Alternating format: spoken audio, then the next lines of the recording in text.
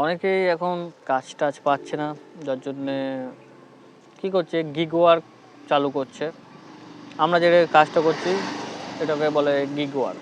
মানে হচ্ছে এখানে কোনো অফিস টফিসে যাওয়ার কোনো ব্যাপার নেই, ঠিক আছে।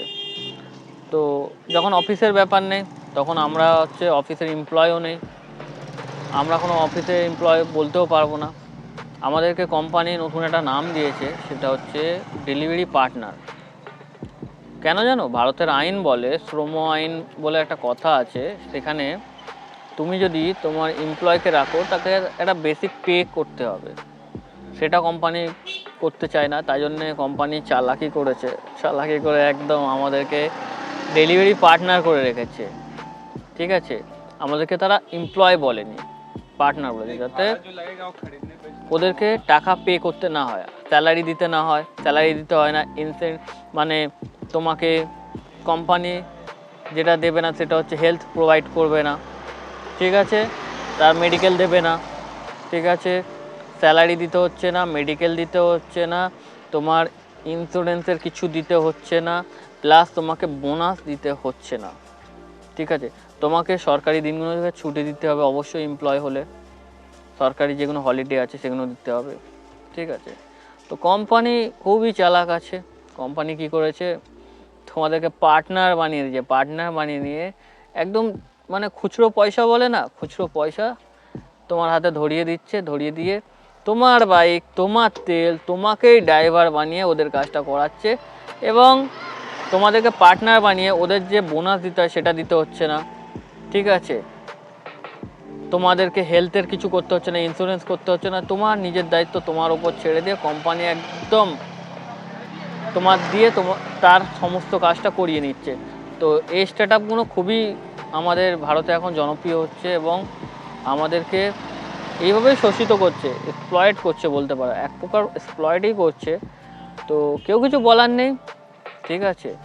আমাদেরকে এইভাবেই চলতে হবে। আর প্রচুর ছেলের মধ্যে ঢুকছে, কিন্তু দিনের শেষে কিছুদিন করার পরে তারা বুঝতে পারছে এখানে কিছুই নেই, ঠিক আছে। করতে হয় তাই করছে, সামান্য জীবিকা নির্বাহের জন্য, হাত খরচের জন্য। তো যারা ফুল টাইম করে তাদের যে কত অসুবিধা হয় তারাই বলতে পারবে।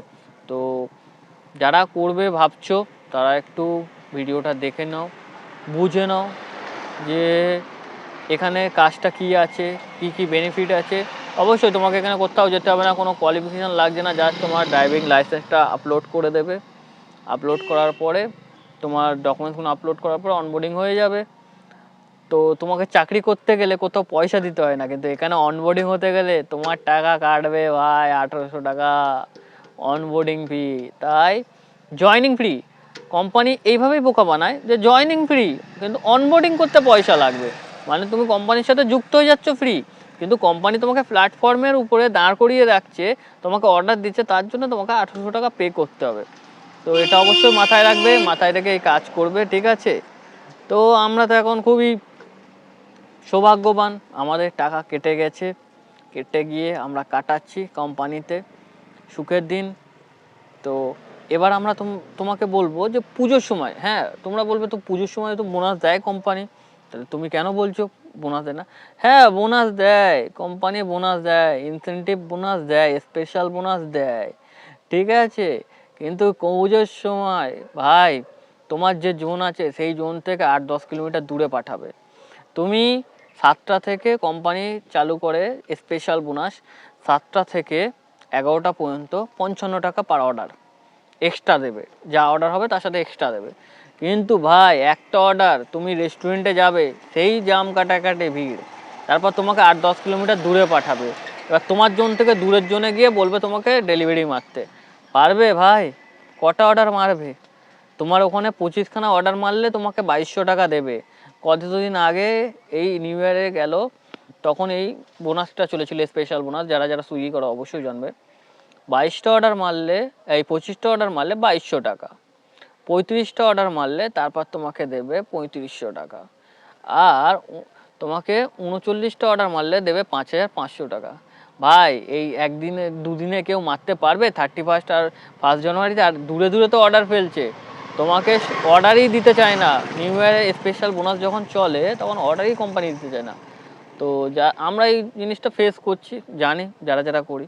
যারা যারা নতুন আছো অবশ্যই জিনিসটাকে দেখে নিও, খুবই ভালো কাজ।